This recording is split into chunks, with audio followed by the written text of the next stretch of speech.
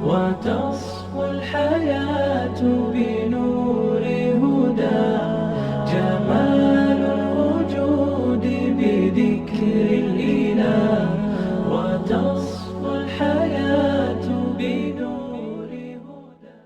Doctor صاحبہ میرا آپ سے اگلا سوال یہ کہ اس بارے میں کوئی ایسا خاص حکم جس کے بارے میں آپ ذکر کرنا چاہیں؟ جی اس وقت بہت ہی خاص ایک ہدایت آئی ہے اور بڑے نئے طریقے سے ایک نئے اسلوب میں نا اللہ تعالیٰ نے بیان کیا ہے، لیکن یہ حکم بھی ہے نا. تو آیت نمبر 92 ہے سورہ نام کی. اللہ تعالیٰ کہتے ہیں وَهَذَا كِتَابٌ أَنزَلْنَاهُ مُبَارَكٌ مُصَدِّقُ الَّذِي بَيْنَ يَدَيْهِ وَلِتُنذِرَ أُمَّ الْقُرَىٰ وَمَنْ حَوْلَهَا وَالَّذِينَ يُؤْمِنُونَ بِالْآخِرَةِ يُؤْمِنُونَ بِهِ وَهُمْ عَلَىٰ صَلَوَاتِهِمْ يُحَافِظُونَ. یہ ایک کتاب ہے جس سے ہم نے نازل کیا ہے، بڑی خیر و برکت والی ہے، اس چیز کی تصدیق کرتی ہے جو اس سے پہلے آئی تھیں، اور اس لیے نازل کی گئی کہ اس کے ذریعے سے تم بستیوں کے اس مرکز یعنی مکہ مکرمہ اور اس کے اطراف میں رہنے والوں کو متنبع کرو، ہوشیار کرو. جو لوگ آخرت کو مانتے ہیں وہ اس کتاب پر ایمان لاتے ہیں اور ان کا حال یہ ہے کہ اپنی نمازوں کی پابندی کرتے ہیں. یہ جو لفظ آئے نا یہ آیت کے اندر ام القریٰ، اس سے مراد ہے مکہ مکرمہ، اور ومن حولہا سے مراد ہے آس پاس کی بستیاں مراد ہیں. تو یہ اللہ تعالیٰ یہاں کہہ رہے ہیں کہ جو قرآن کی تعلیمات ہیں نا وہ مکے میں بھی پہنچاؤ اور اس کے بعد باہر بھی پہنچاؤ اور اس کے بعد پھر پوری دنیا تک پہنچاؤ، یعنی اس کا دائرہ بڑھتا جائے. اب سمجھنے کی بات یہ کہ کوئی یہ کہہ سکتا ہے بھائی مجھے تو اتنا آتا نہیں، میں کیسے پہنچاؤں؟ تو ایسی بات نہیں ہے. ہر شخص عالم نہیں بن سکتا، ہر شخص کوئی ماسٹر اسلامک اسٹڈیز یا اس طرح نہیں کر سکتا، یا ماسٹر عربک یا پی ایچ ڈی یا تھیسس. لیکن ہر شخص چاہے وہ ان پڑھ ہو یا پڑھا لکھا ہو اتنا دین سمجھ لے کہ وہ آخرت میں کامیاب ہو جائے. آپ غور فرمائیے گا، میں نے یہ کہا ہے چاہے وہ پڑھا لکھا ہو یا ان پڑھ. یہ بنیاد ہے جو میں کلیئر کرنا چاہ رہی ہوں کہ اگر خدا نخواستہ کوئی ان پڑھ رہ گیا ہے تو اس کی کمزوری نہیں، لیکن وہ اتنا دین سمجھ لے، جس طرح سے بھی سمجھ لے. کوئی وربلی بھی اس کو کوئی دعوت تبلیغ کوئی سمجھا سکتا ہے، اس کی لینگویج میں سمجھا سکتا ہے کہ بھئی یہ چیزیں کرنی ہیں. تو اللہ تعالیٰ بھی کوئی ٹف حساب تو نہیں لیں گے نا، ہے نا. اللہ تعالیٰ مجھ سے بھی آسان حساب لے اور بغیر حساب کے، بلکہ اللہ تعالیٰ ہمیں معاف کر دے. تو پھر جو شخص جتنا تعلیم اور علم میں آگے بڑھتا جائے گا اتنا وہ سیکھتا بھی چلا جائے گا اور اتنا وہ سکھا بھی سکتا ہے. تو اصل میں یہ بات کہی گئی ہے نا اس آیت کے اندر. حدیث کی روشنی میں دیکھ لیتے ہیں کہ بخاری و مسلم کی حدیث ہے. رسول اللہ صلی اللہ علیہ وسلم فرماتے ہیں کہ مجھے 5 چیزیں دی گئی ہیں جو مجھ سے پہلے کبھی کسی نبی کو نہیں دی گئی. اور ان کو بیان فرماتے ہیں کہ ایک یہ بیان فرمایا کہ ہر نبی صرف ایک قوم کی طرف بھیجا جاتا تھا، اور لیکن میں تمام لوگوں کی طرف بھیجا گیا ہوں.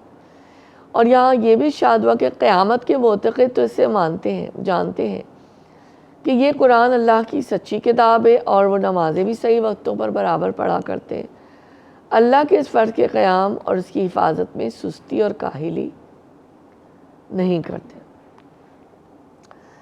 تو عملی نقطہ جناب کیا ہوا کہ یہاں پہ اللہ تعالیٰ کا حکم اور مسلمانوں کے اوپر فرض نظر آ رہا ہے کہ نمبر 1 آپ قرآن کا علم سب سے پہلے خود تو حاصل کریں نا.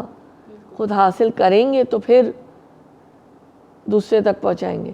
اور نمبر 2 پھر اس کا پیغام اپنے علم اور صلاحیت کے مطابق حد المقدور آگے پہنچائیں. ٹھیک ہے، تو یہ فرض ہے. یہاں پہ ایک دوسرے اینگل سے اللہ تعالیٰ نے یہ بات سمجھائی. ڈاکٹر صاحبہ میرا آپ سے کچھ سوال یوں ہے کہ ہم یہاں پر بیٹھ کے یہ محفل سجاتے ہیں، اور پھر میں آپ سے یہ جاننا چاہتی ہوں کہ کوئی ایسی آیت جو آپ نصیحت کے طور پہ ہمیں بتانا چاہیں. جی ضرور. میری پسند کی بھی آیت ہے سورہ انعام کی 104. اللہ تعالیٰ یہاں فرماتے ہیں قَدْ جَاءَكُمْ بَصَائِرُ مِن رَبِّكُمْ فَمَنْ أَبْصَرَ فَلِنَفْسِهِ وَمَنْ عَمِيَ فَعَلَيْهَا وَمَا أَنَا عَلَيْكُمْ بِحَفِيظ. دیکھو تمہارے رب کی طرف سے بصیرت کی روشنی آ گئی ہیں. اب جو بینائی سے کام لے گا وہ اپنا ہی بھلا کرے گا، اور جو اندھا بنا رہے گا وہ خود نقصان اٹھائے گا. میں تم پر کوئی پاسبان نہیں ہوں. ویسے میں جب اس کا ترجمہ پڑھ رہی ہوں تو مجھے ایسا لگتا ہے کہ بڑا سخت انداز ہے نا، سخت انداز ہے نا. تو اللہ تعالیٰ چوکاتے بھی ہیں نا، ڈراتے بھی ہیں اور ہلاتے بھی ہیں، تاکہ ہم جو ہمارا تھوڑا سا ذرا کوئی حس جو ہے بیدار ہونا. تو تفسیر دیکھ لیتے. بصیرت تو ہمیں پتہ ہے آنکھ سے دیکھنا، بصارت بھی ہم دل سے دیکھنا یا نفس سے دیکھنا، دل کی آنکھ.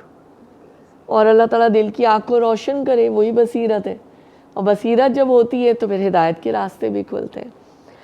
تو یہ فکرہ اگرچہ اللہ ہی کا کلام ہے، لیکن اصل میں جب قرآن کا پیرایا مختلف ہوتا ہے نا، کبھی مخاطب بدل جاتے ہیں، کبھی متکلم بدل جاتے ہیں، تو یہاں پہ یہ نبی صلی اللہ علیہ وآلہ وسلم کی طرف سے ادا ہو رہا ہے، یعنی ہے یہی جو قرآن کا مقصود ہے. تو یہاں پہ یہی بات ہے کہ حالانکہ ان سب صورتوں میں کلام وہی خدا کا کلام ہوتا ہے. اور یہاں پہ آپ دیکھیے کہ یہاں پر ایک بات اینڈ میں آئی ہے اسی آیت کے اندر کہ میرا کام بس اتنا ہی کہ اس روشنی کو تمہارے سامنے پیش کر دو. میں تم پر پاسبان نہیں ہوں، ہے نا، رکھوالا نہیں ہوں. یا ایک جگہ اور آتا ہے میں کوئی حوالے دار نہیں ہوں یا میں کوئی انسپیکٹر نہیں ہوں. تو ایک دو دیکھ لیتے ہیں. مفتی تقی عثمانی صاحب فرماتے ہیں کہ یعنی مجھ پہ ذمہ داری نہیں ڈالی گئی کہ میں تم میں سے ہر شخص کو زبردستی مسلمان کر کے کفر کے نقصان سے بچاؤں. میرا کام سمجھا دینا، ماننا نہ ماننا تمہارا کام ہے.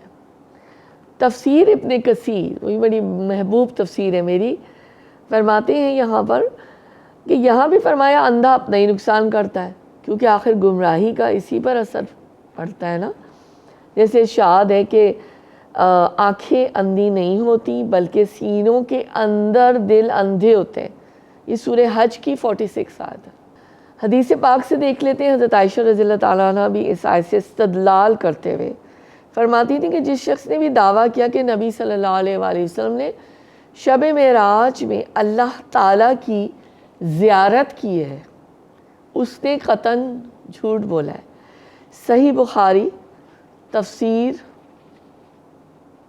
یہ صحیح بخاری کی حدیث میں نے آپ کے سامنے پڑھی ہے، تفسیر سورہ انعام کی ہے. کیونکہ اس آیت کے روح سے، اس آیت کی روشنی میں پیغمبر سمیت کوئی بھی اللہ کو دیکھنے پر قادر نہیں ہے. البتہ آخرت کی زندگی میں یہ دیدار ممکن ہوگا. جنتیوں کو 2 بار دیدار الہی جو ہے وہ نصیب ہوگا. ابھی میں اور میری پروڈیوسر ہم آف لائن یہی بات کر رہے تھے کہ اللہ ہم جنت میں بیٹھے اور ہم 7 دیدار الہی ہمیں ملے، اور وہ سب سے بڑی نعمت اللہ تعالیٰ کی ہوگی. تو سورہ قیامہ میں بھی اللہ تعالیٰ فرماتے ہیں کہ کئی چہرے اس دن تر و تازہ ہوں گے، اپنے رب کی طرف دیکھ رہے ہوں گے. یہ دلیل ہے دیدار الہی کی. عملی نکتہ کیا نکلا کہ رسول اللہ صلی اللہ علیہ وسلم کا کام پہنچا دینا تھا، دباؤ یا زور زبردستی کا طریقہ نہیں تھا. صاف صاف انہوں نے کہہ دیا ہے. اور آیت الکرسی میں بھی جو ہے نا دوسرا والا جو اس کا حصہ ہے کہ لا اکراہ فی الدین، نہیں ہے زبردستی دین میں. تو یہی بات آ گئی ہے. اللہ تعالیٰ نے 2+2 بتا دیا ہے کہ بھائی دیکھو روشنیاں تو آ گئی ہیں، اب دیکھ لو تمہیں اپنی اندر کی آنکھ کھولنی ہے یا نہیں کھولنی، یا اپنے آپ کو تھپکی دے کے سلائی رہنا ہے. کیونکہ جو ٹائم ہے وہ تو پورا ہو جائے گا، اور ہر ایک کا ٹائم جب پورا ہو جائے گا جب کہ اس کو فرشتے کفن لے کر آ جائیں گے نا ریسیو کرنے کے لیے. ہماری دعا ہے کہ وہ خوشبودار کفن لے کر آئیں. ڈاکٹر صاحبہ میرا آپ سے اگلا سوال یہ کہ ہمیں اللہ تعالیٰ کی ناراضگی نظر آتی ہے قرآن مجید میں، آپ اس کی کوئی مثال دینا چاہیں؟ بسم اللہ الرحمن الرحیم. سورۃ الانعام آیت نمبر 65. قل هو القادر على ان يبعث عليكم عذابا من فوقكم او من تحت ارجلكم او يلبسكم شيعا ويذيق بعضكم بأس بعض انظر کیف نصرف الآیات لعلہم یفقہون.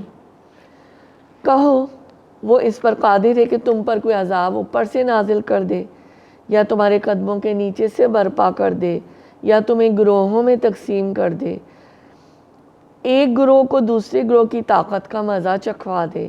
دیکھو ہم کس طرح بار بار مختلف طریقوں سے اپنی نشانیاں ان کے سامنے پیش کر رہے ہیں کہ شاید کہ وہ اس حقیقت کو سمجھ لیں۔ اب اس میں دیکھیے تفسیر دیکھ لیتے ہیں ہم کہ جو لوگ عذاب الہی کو اپنے سے دور پا کر حق کی دشمنی میں جرت پر جرت دکھا رہے ہیں، بہت بولڈ ہوئے ہیں، انہیں اللہ تعالیٰ متنبع کر رہے، وارننگ دے رہے کہ اللہ کے عذاب کو آتے کچھ دیر نہیں لگتی۔ عذاباً من فوقکم، ہوا کا ایک طوفان تمہیں اچانک برباد کر سکتا ہے، زلزلے کا ایک جھٹکا تمہاری بستیوں کو پیوند خاک کر دینے کے لیے کافی ہے، جو نیچے سے عذاب آتا ہے۔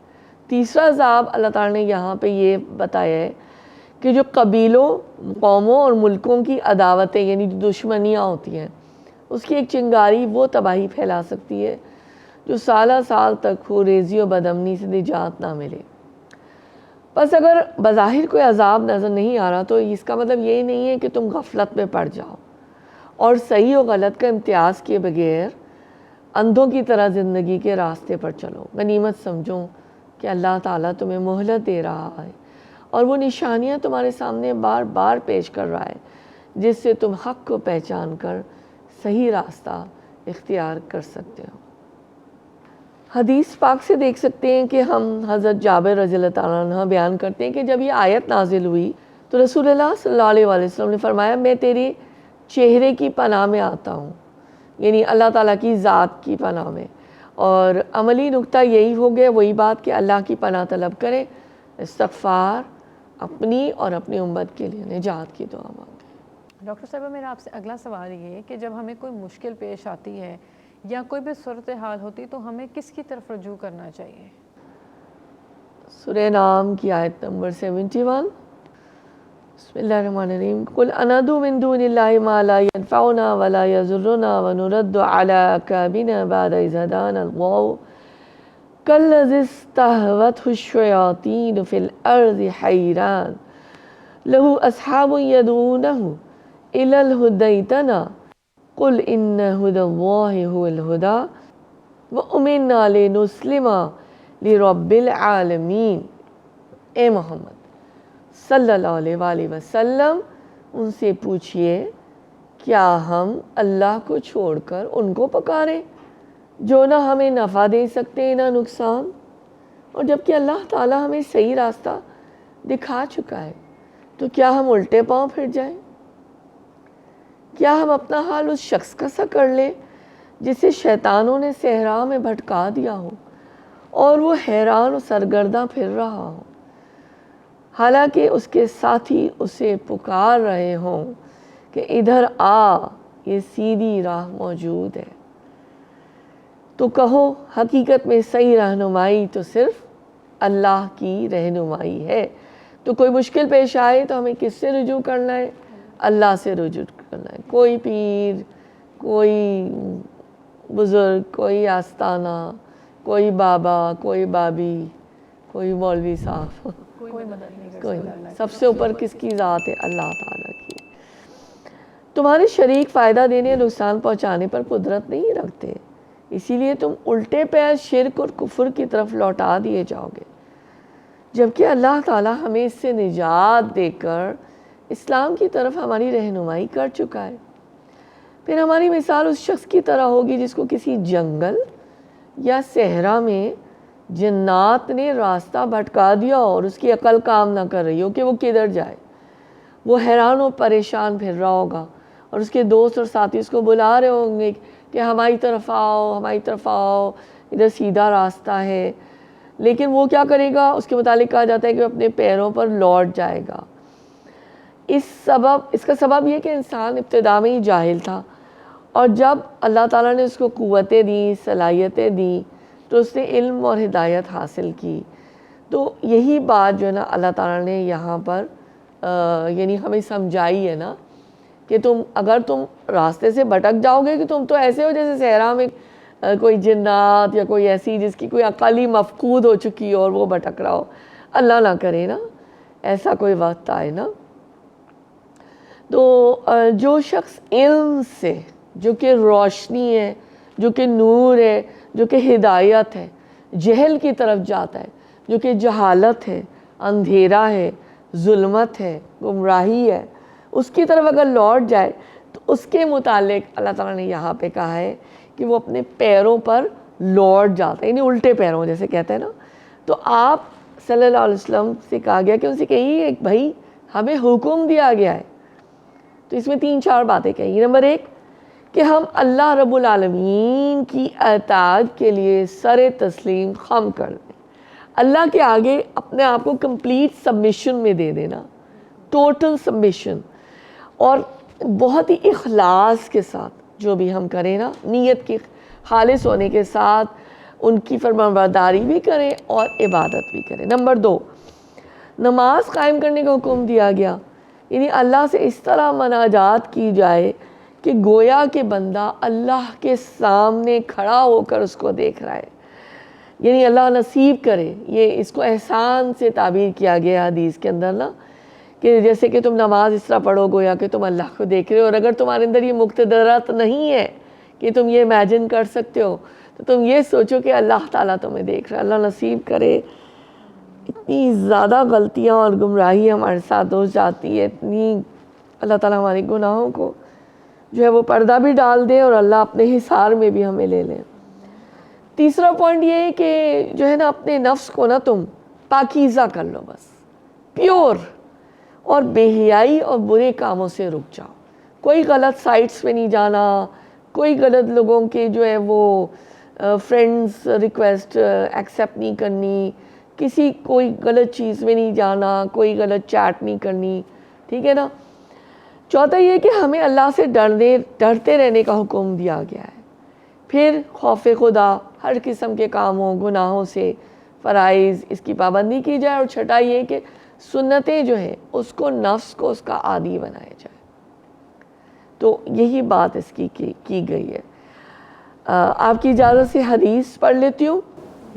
حضرت ابن عباس رضی اللہ تعالیٰ عنہ بیان کرتے ہیں کہ اللہ تعالیٰ نے بتوں کی اور اللہ تعالیٰ کی طرف دعوت دینے والوں کی یہ مثال بیان فرمائی کہ جیسے ایک شخص راستے سے بھٹک گیا ہو اور اسے کوئی شخص پکارے کہ اس طرف آؤ اور اس کے بھی خیر خواہ ہوں جو اس کو بلائیں کہ اس راستے پر آؤ، تو اگر وہ پہلے بلانے والے کی پکار پر چلا جائے گا تو وہ اس کو تباہی کے گڑھے میں گرا دے گا.